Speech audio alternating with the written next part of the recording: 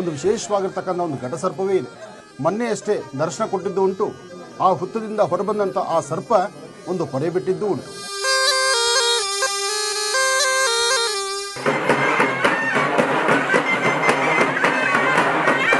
ಹನುಮನ ಅನುಷ್ಠಾನ, ಹನುಮನ ಧ್ಯಾನ, ರಾಮರ ಆರಾಧನೆ ಎಲ್ಲವೂ ಬಹಳ ವಿಶೇಷವಾಗಿರ್ತಕ್ಕಂಥದ್ದು. ಶ್ರೀರಾಮ ಜಯ ರಾಮ ಜಯ ಜಯ ರಾಮ, ರಾಮ ರಾಮ ರಾಮ ರಾಮ ರಾಮ ರಾಮ ರಾಮ.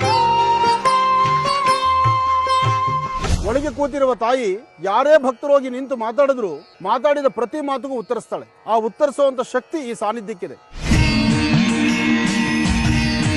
ವೀಕ್ಷಿಸಿ ವಿಶೇಷ ಮಹಾಶಿವಾಣಿ ಇದೇ ಶನಿವಾರ ಬೆಳಗ್ಗೆ 8ಕ್ಕೆ.